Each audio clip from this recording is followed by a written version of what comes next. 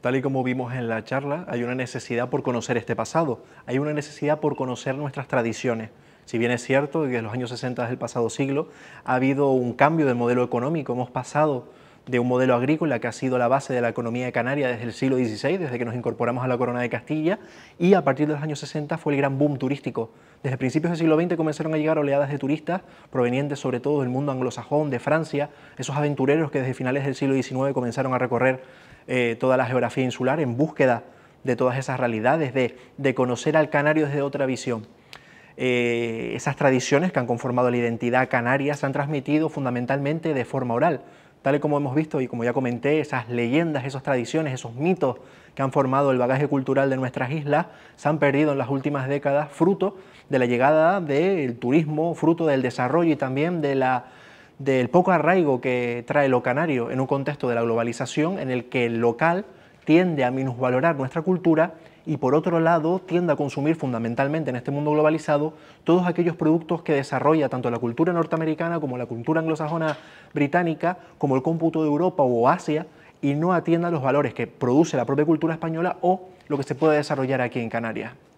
Por tanto, desde el movimiento asociativo, desde las administraciones públicas, desde la propia academia, deben generarse respuestas contra toda esta cultura hegemónica y dar a conocer nuestras tradiciones, nuestras vivencias, nuestras tradiciones agrícolas. Por otro lado, también todos estos mitos y leyendas que orbitan en torno a la conformación de lo que es la sociedad canaria. No debemos olvidar, como también planteamos, que Canarias no se entiende sin la tricontinentalidad. Por un lado, el continente europeo, el continente africano, donde vinieron esos primeros pobladores, y el continente americano, fruto de esa emigración. Todas esas culturas siempre hay un retorno a la tierra, a nuestro espacio, y se conforma una identidad canaria que es singular, que es única en el mundo y que yo creo que debemos conservar, darla a conocer y sobre todo ponerla en valor.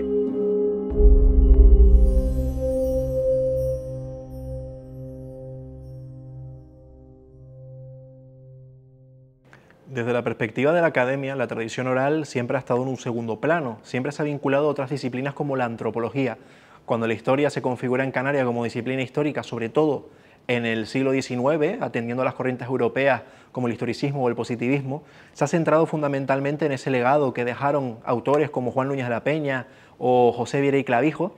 y ha llegado hasta nuestro presente con la necesidad de poner siempre en valor las fuentes documentales,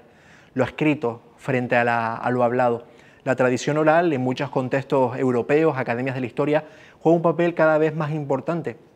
Hay una necesidad a través del oral de reconstruir la historia de un espacio concreto. Aquí entraría otro concepto que es el de historia local, la necesidad de llenar los vacíos de esa historia local frente a esos modelos hegemónicos que conforman las historias de una perspectiva mucho más macrohistórica. Yo creo que la tradición oral podría vincularse fundamentalmente a esos contextos microhistóricos, ponerlos en valor, darlos a conocer, y en estos espacios la clave diferencial sería la puesta en valor de la fuente oral, la tradición, los relatos que nos cuentan nuestros mayores, esas historias que quedan en el tintero, que se transmiten de abuelos a nietos, de padres a hijos, en general, esas tertulias que tenemos en pequeños espacios de debate como el que hemos podido tener hoy, en el que se han puesto en valor todas esas leyendas o tradiciones que hay en este contexto de la isla de Fuerteventura, son claves para poder llenar vacíos que tiene la historia. La historia de Canarias siempre se ha visto de una perspectiva de arriba hacia abajo, la incorporación de Canarias al contexto europeo y a otros contextos más globales, como es el contexto de esa economía mundo, pero